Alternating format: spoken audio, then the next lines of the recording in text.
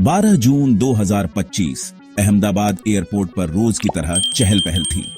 Air India की flight AI-171 London के लिए उड़ान भरने को तैयार थी। बोइंग ड्रीमलाइनर 242 लोग, जिनमें 230 यात्री और 12 क्रू सदस्य। हर किसी के चेहरे पर मंजिल तक पहुंचने की खुशी थी। किसी को अंदाजा नहीं था कि यह सफर उनकी जिंदगी का आखिरी सफर बन जाएगा। इस उड़ान में भारतीय, ब्रिटिश, पुर्तगाली और कनाडाई नागरिक थे। हर किसी की अपनी कहानी, अपने सपने। कुछ खास लोग भी थे, जैसे गुजरात के पूर्व मुख्यमंत्री विजय रूपाणी, ब्रिटेन के सोशल मीडिया इन्फ्लुएंसर और एक नई दुल्हन खुशबू। राजस्थान का एक डॉक्टर परिवार जिसने विमान में चढ़ने से पहले आखिरी सेल्फी ली थी, बाद में वही तस्वीर वायरल हो गई। विमान के चालक दल में 2 अनुभवी पायलट और 9 अन्य सदस्य थे। दोपहर 1:30 पर फ्लाइट ने रनवे से उड़ान भरी। मौसम साफ था, सब कुछ सामान्य लग रहा था।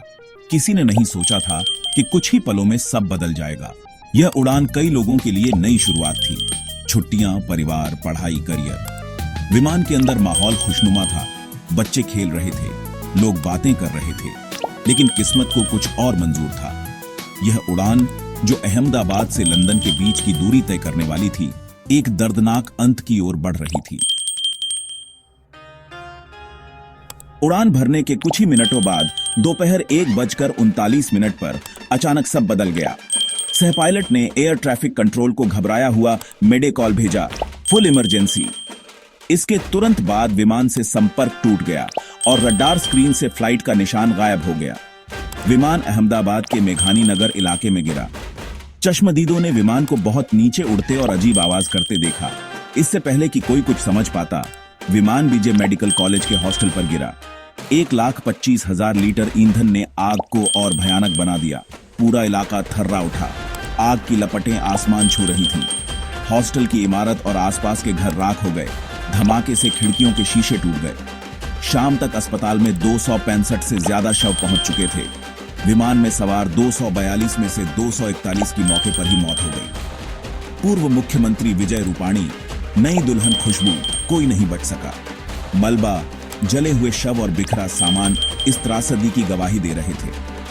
अहमदाबाद के इतिहास का सबसे काला दिन, जिसने पूरे देश को झकझोर दिया। इस मौत के तांडव के बीच एक चमत्कार हुआ। जलते हुए विमान से एक शख्स जिंदा बाहर निकला। रमेश बुचरवाड़ा, ब्रिटिश नागरिक, सीट नंबर 11 वह किसी तरह आपातकालीन निकास से बाहर कूदने में कामयाब रहे। बचाव दल ने रमेश को मलबे से दूर घायल अवस्था में पाया। 241 मौतों के बीच एक जिंदा इंसान, यह खबर आग की तरह फैल गई। डॉक्टरों के लिए भी यह यकीन करना मुश्किल था कि कोई इतने भयानक क्रैश में बच सकता है। होश में आने के बाद रमेश ने बताया, तेज झटके, ऑक्सीजन मास्क, चीख पुकार और फिर अचानक दरवाजा खुला। उन्होंने बिना सोचे छलांग लगा दी। उनकी कहानी ने इस त्रासदी के बीच उम्मीद की एक किरण जगा दी। रमेश की सीट को चमत्कार वाली सीट कहा जाने लगा।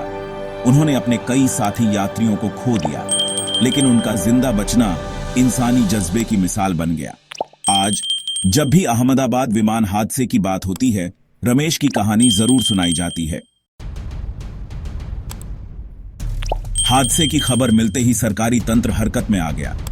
फायर ब्रिगेड, एम्बुलेंस, NDRF की टीमें तुरंत मौके पर पहुंची। चारों तरफ आग, धुआं और अफरा तफरी थी। प्रधानमंत्री ने दुख जताया। गृह मंत्री और नागरिक उड्डयन मंत्री गुजरात पहुंचे। मुख्यमंत्री ने राहत कार्यों का जायजा लिया।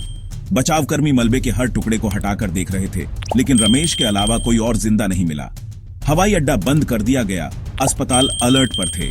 डॉक्टर, नर्स, स्थानीय लोग, सबने मिलकर घायलों और शवों की मदद की। यह पूरे शहर के लिए एक परीक्षा की घड़ी थी। राहत और बचाव अभियान कई दिनों तक चला। सैकड़ों शव निकाले गए। पहचान करना चुनौती था। सरकार ने हेल्पलाइन नंबर जारी किए, हर संभव सहायता का आश्वासन दिया। इस त्रासदी ने इंसानियत की मिसाल पेश की।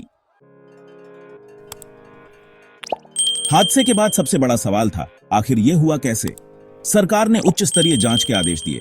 DGCA ने ब्लैक बॉक्स और कॉकपिट वॉइस रिकॉर्डर बरामद किए। जांच जारी है। तकनीकी खराबी, मानवीय भूल या कुछ और? टाटा समूह, एयर इंडिया के मालिक पीड़ितों के परिवारों की मदद के लिए आगे आया।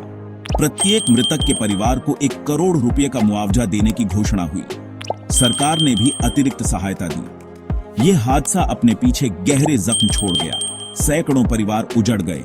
कई बच्चों के सिर से माता पिता का साया उठ गया। यह दर्द शायद कभी कम न हो। हादसे ने हवाई सुरक्षा पर गंभीर सवाल खड़े किए हैं। 15 जून 3 दिन बाद भी मेघानी नगर मातम का स्मारक बना है। लोग श्रद्धांजलि दे रहे हैं।